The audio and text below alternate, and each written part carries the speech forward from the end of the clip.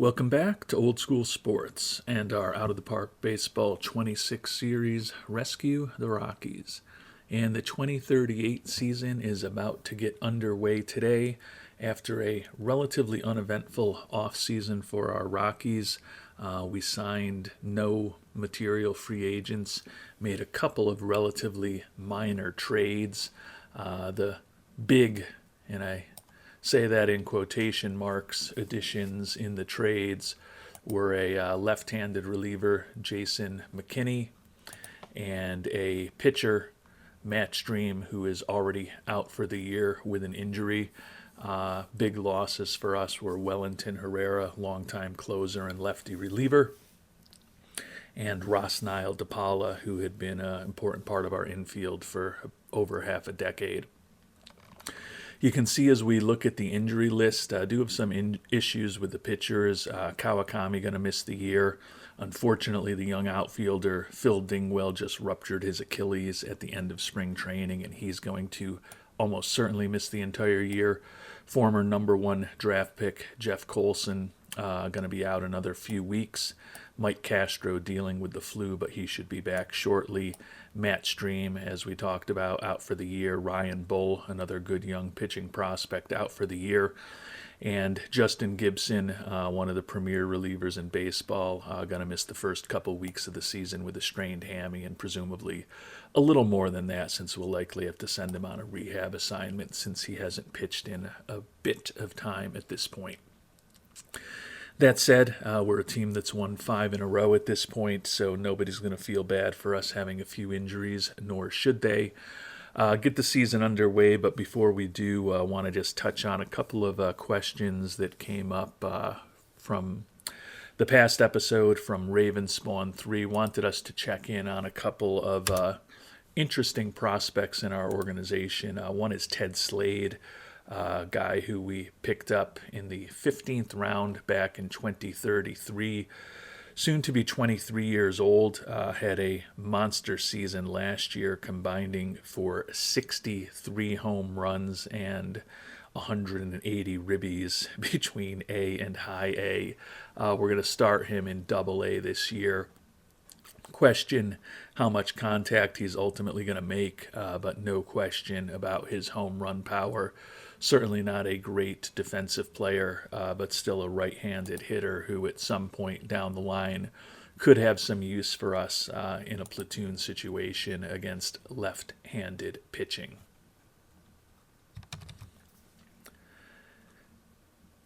And the other player that Ravenspawn3 wanted us to check in on was Jose Gonzaba. You may remember him as a minor league free agent signing a little over 2 years ago, closing in on 2.5 years ago at this point. The 25-year-old out of Mexico, similar to Slade in that he had a monster season in the minors last year, combined for 47 home runs and 129 ribbies between Double-A and Triple-A. The batting average, not necessarily particularly impressive, but the power is there. We're playing him at third base now in AAA, trying to get him somewhat more competent at a number of positions in the infield. Don't love some of those personality traits with the high financial ambition, low leadership, loyalty, and work ethic. The number of strikeouts remains a crazy concern. Struck out in almost 40% of his at-bats a year ago in AAA and struck out in almost 50% of his at-bats in Double-A. Contact going to be an issue, but gap power, exceptional, very good speed, very good home run power. Don't see him being a huge part of our future, but if we do have some injuries in the infield this year, certainly could see Gonzaba being a guy that we would go to likely start for us potentially against left-handed pitching and be a batter off the bench as a potential pinch hitter and a utility infielder type. Don't think he's ever going to be a superstar again at the age of 25, but despite the fact that he's going to strike out a ton and struggle to make contact with the other stuff he brings to the table, still could be a useful player.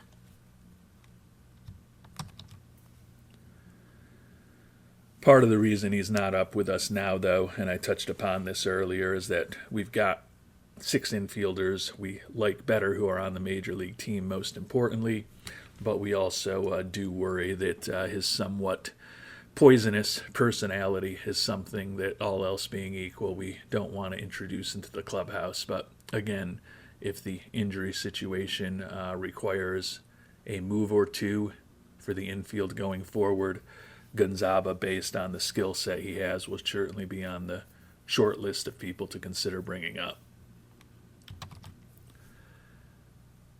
And as we get ready for the month of April to get started and the 2038 season to get started, a pretty interesting schedule for us. We're at Arizona, home against the Angels, the Diamondbacks, and the Padres. Then we'll be at San Francisco, at San Diego, and at the A's before finishing up the month home against Miami and Arizona. So we will never be further east than our home base in Colorado throughout this entire first month of the season. So a lot of games at home and a lot of games against our West Coast opponents here. So the travel for the month of April is not daunting for the Colorado Rockies.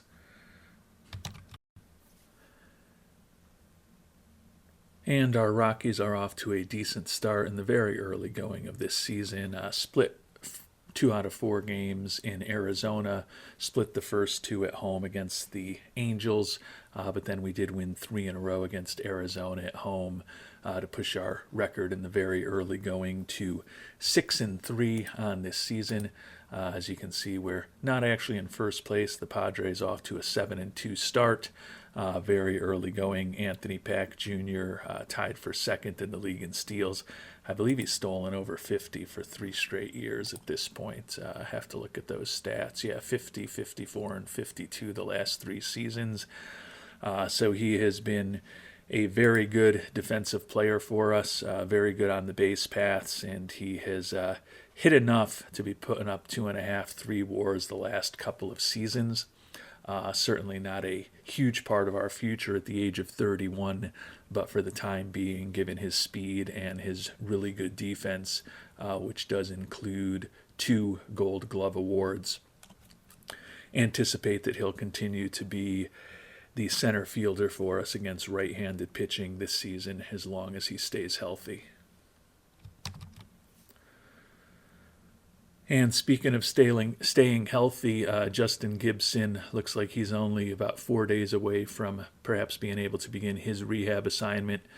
Jeff Colson, who got hurt in the World Series last year, a week away from a potential rehab assignment. So hopefully before the end of the month, we'll have some decisions to make on both of those players as far as putting them back onto the roster. And we'll certainly check in on how some of the younger relievers who have been given an opportunity because of those injuries are performing when we have to finally make some roster decisions. And the good news is Justin Gibson, 4 days later, is ready to begin a rehab assignment. So we're going to get the premier reliever started in AAA and could have him in the majors in just a few days, hopefully.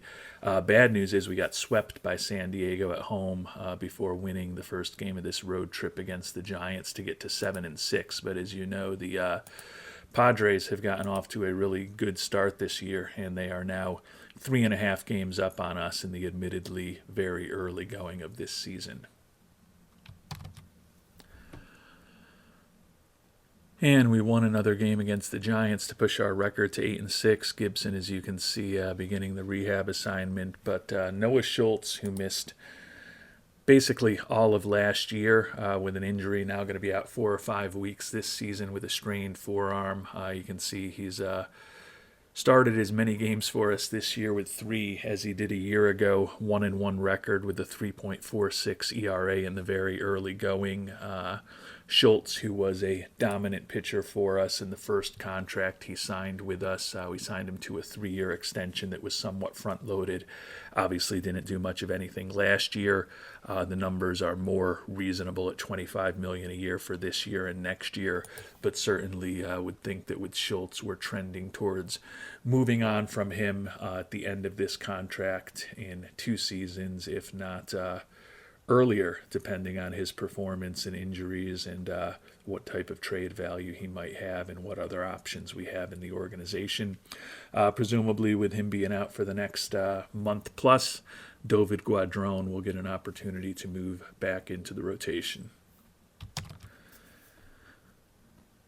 And with Schultz going on the IL and Guadron moving into the rotation, we're just going to bring Gibson right up. He can work through any issues he has in the major leagues as easy as he can in the minor leagues. If he has one or two bad games for us while kind of getting fully back to what we think he is and what he has been, not going to be the end of the world, but still viewing him as a materially better option than any of the other guys that we've got in AAA right now, given the number of injuries that we've had to our pitching staff. And we ended up sweeping our series against the Giants, so been a somewhat streaky homestand for us. Swept the Diamondbacks, swept by the Padres, and then went on the road and swept the Giants.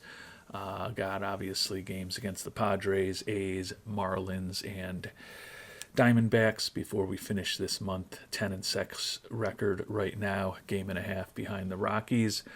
Good news, Jeff Colson ready to begin his rehab assignment, so we've got him set up to start pitching in AAA as he tries to recover from that injury and eventually claim a spot, likely as a long or middle reliever in our bullpen in the major leagues, assuming that we don't have any other injuries to the rotation. And our very streaky play continues. We swept the Padres to push our winning streak to 7 games, and then proceeded to get swept by the A's. You may remember that we beat the A's in the World Series a year ago, so perhaps not a great omen that they swept us this year if there's potential for a rematch, which there certainly is. Heading into the final days of the month, 4 games left. Did get some good news. The young outfielder Mike Castro with a monster week, 560 average, going 14 for 25 with a couple of round trippers and 5 runs batted in on the year. He's hitting .414 with 5 homers and 13 ribbies. So clearly the young outfielder has bounced back extremely well from that flu that impacted him right at the beginning of the season. And we finished up the month of April taking 2 out of 3 back at home against Miami, and then the first game of this weekend series against the Diamondbacks. Number 1 starter in the National League for the month of April, Bernie Barrera, the 26-year-old, 5-0 with a 1.07 ERA, 25 strikeouts in the very early going. Barrera, scouting discovery from back in 2028, who has become an important part of our rotation. Starting to make some pretty significant money, but we do like his durability and certainly like his performance on the mound. We are going to have some decisions to make in this pitching staff in the coming years. I mentioned that Schultz is going to be potentially gone after these next 2 seasons. A couple of other decisions that we have ahead of us as far as the rotation in the not too distant future. Both Aaron Bell and Bernie Barrera are arbitration eligible for the final time next season. So at this point would certainly think that we think more seriously about bringing Barrera back than Bell. Guessing Barrera's demands are going to have gone up. Did look at the beginning of this year offline. Bell's demand about the same, $11.5 million a year for 6 years. Don't think we do that. Barrera was more already the last time I checked in. I'm certainly thinking it's going to be even more given his strong performance. Yeah, up to $20 million a year for the final season, 6 years, $107 million. So that's an average of about $18 million a year, if I can do some simple math in the back of my head. So certainly something that we're going to entertain going forward, but at that type of price tag, think we might be inclined to just let him play out his arbitration year next season and then worry about the extension, given that at that time, given that even though he is durable, there's always that significant potential injury risk with pitchers. But although our starting rotation is pretty well set for this year and next year, you can see the only guy that we don't have under contract for next season who's on the 40-man roster at this point is Ted Miller, who opted in to the QO that we gave him last off season and presumably will be headed back to free agency next year. Last time I checked in on him, his demand was around $23 million a year. Still is 9 years, close to $23 million a year for Miller. Given that he'll be turning 30 before next season, might be time to finally move on from him. But we are in a situation where we've got most of this very good squad under control for the next couple of years. So hopefully we can keep rolling these players out there and remain healthy. At 16-10, we finished the month a game and a half ahead of both the Padres and the Diamondbacks. So after that rousing start, the Padres clearly haven't been playing as well of late. Mike Castro leading the league in hitting, Anthony Pack Jr. leading the league in steals. Castro ranks second in OPS and batter WAR in the early going. The pitching has been incredible. Barrera and Martinez second and third in the league in ERA. Barrera leading the league with 5 wins. Martinez right behind him with 4. And Leo Martinez ranks third in the league in pitcher WAR here in the early going of this 2038 season. And the early stages of May are going well. We finished off the sweep against Arizona, swept the Giants. We did lose 2 out of 3 on the road against Philadelphia, but still with only 2 losses in our first 8 games of the month, playing well. Jeff Colson doing well in his rehab assignment in AAA, but actually some of the young pitchers that we have on the roster are performing very well. It's been a couple of our veterans who haven't been as good. Colson still has 9 days before we have to make a decision, so no need to rush anything at this point. And Colson does have 2 option years left, so we can always keep him in AAA longer, but we'll probably let him get another start or 2 down in AAA because there's no obvious guy that we want to get off of the 26-man roster at this point as far as our pitchers. But as you know, injuries can strike at any time, so certainly expect that there will be opportunities for Colson to pitch again in the majors before the end of this year. And Noah Schultz now healthy as well. He hasn't been gone too long. I tend to think at his age, we probably just put him right back into the major league at this point. He's in his mid-30s. He's fragile. He's only got so many throws left in that arm, and given his quality, I think we're inclined to have those pitches be taking place at the major league level, all else being equal. One of the guys whose spot I thought would be in jeopardy is Jesse Hoffmeister, just to show the brilliant start the number 46 prospect in baseball has had. The 3.68 ERA over 22 innings doesn't stand out, although it's certainly good, but he has struck out a ridiculous 36 batters thus far in the early stages of his career working in the pen. He's got a win, he's got a save, and that 14.7 strikeout per 9 is strong. And even though his control is a little bit below average, a 6-to-1 strikeout to walk ratio is definitely going to work at the major league level. And with Schultz being ready to come back, we sent the lefty reliever, former second-round pick Jake Lyons, back to AAA. He'd actually done a fine job for us, pitched 5 games, 8 strikeouts over 4 1/3 innings. Clearly not a high-volume guy for us, more of a lefty specialist in the way that he had been used. Didn't really do anything to make himself deserving of the demotion, but we do have a high-quality pitching staff. Certainly would expect that the likes of Lyons and Colson will be back in the majors or in the majors this year, as we have some other injuries and eventually get to September roster expansion. And clearly there's a chance that some of the other young guys who are still on the 26-man roster may end up struggling. But pretty tough numbers game for our pitching staff at this point, which is a good problem to have. And another week in the books. We split 2 out of 4 in Washington before taking 2 out of 3 in St. Louis. So a 4-3 week on the road. Ended up with a 5-5 road trip, which can't get too angry about, but obviously hope to be winning more games than we're losing. Home against Milwaukee, and then our first action against the Dodgers this week. And then we will finish up the month of May at Seattle, at Pittsburgh, and at the Dodgers.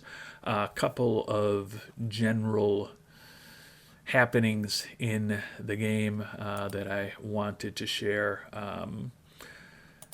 May remember that Jason Brabeck signed a big contract with the Yankees this past offseason. Unfortunately, stretched elbow ligament. He is done for the year. Finishes 2-4 with a 5.64 ERA.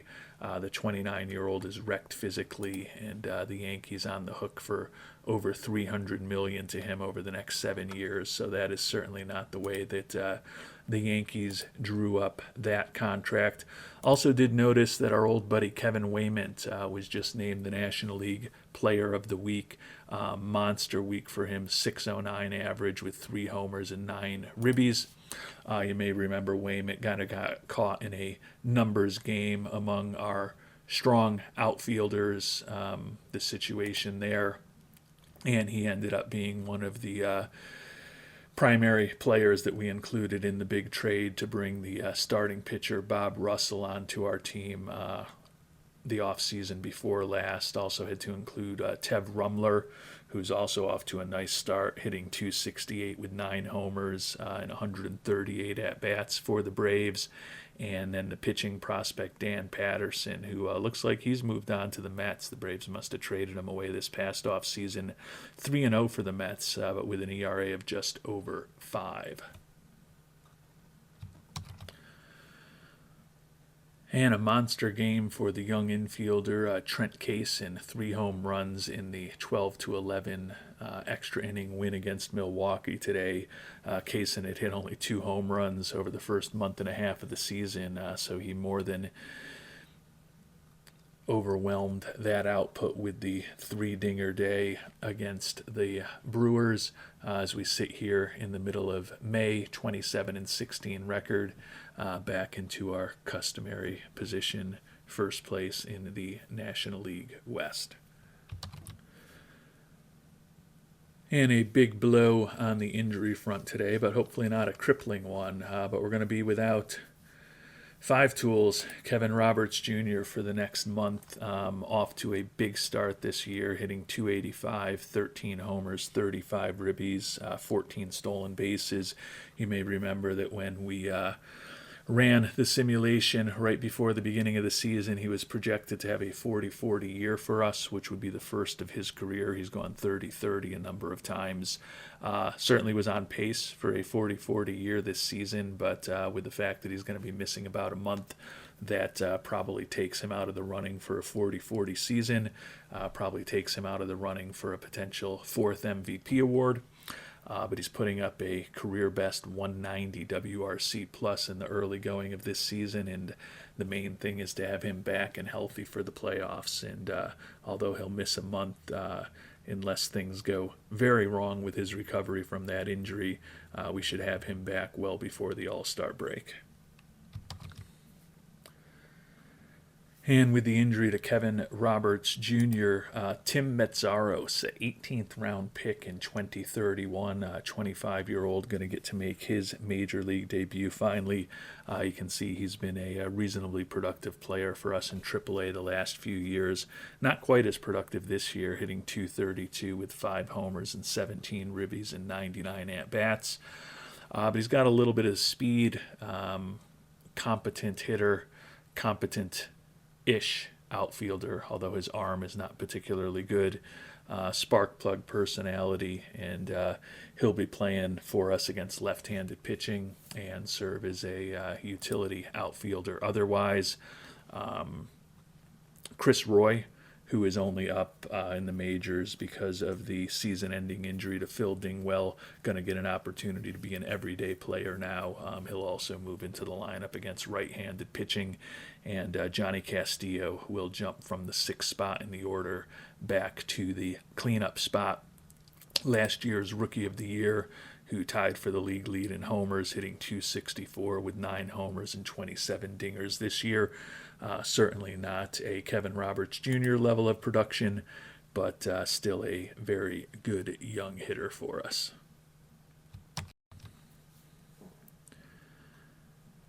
And the end of the month of May went fine for us. We took 2 out of 3 against Milwaukee, including that big performance for Kaysen. Took 3 out of 4 at home against the Dodgers. Since then, however, we split our series on the road, 2 games in Seattle and 4 games in Pittsburgh.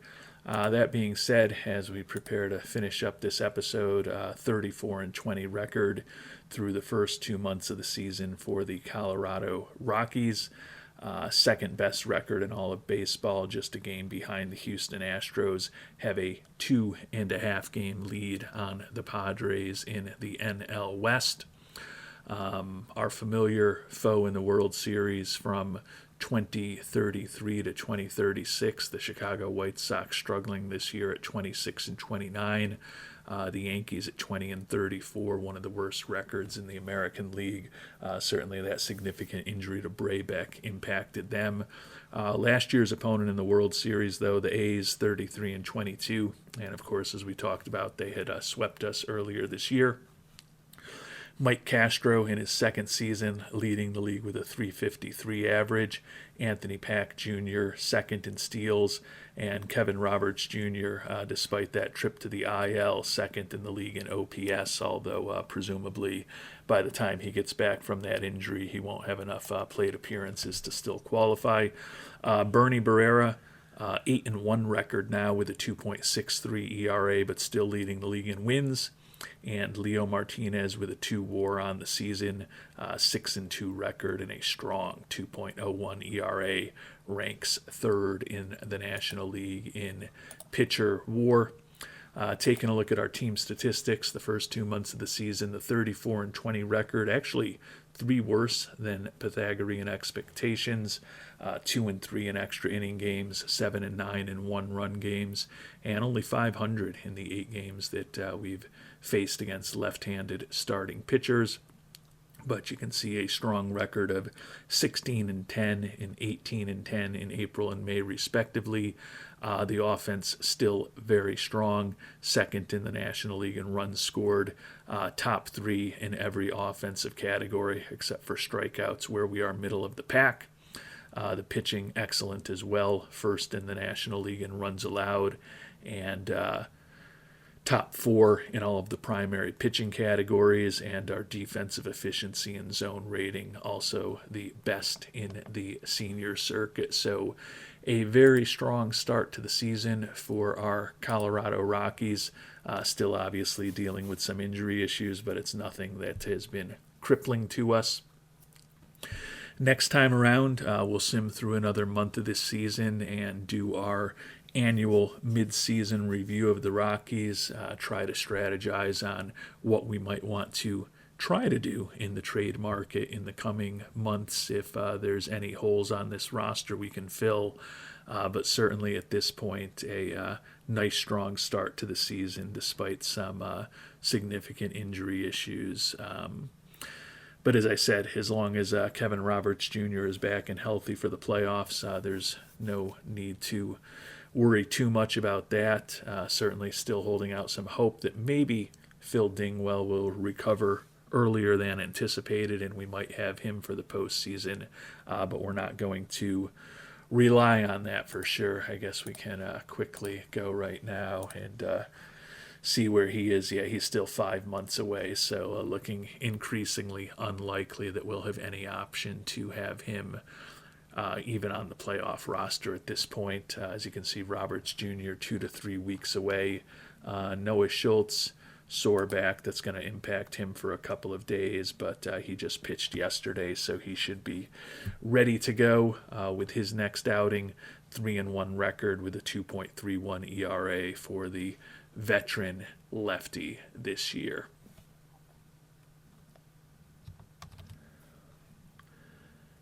And with that, we will call it an episode.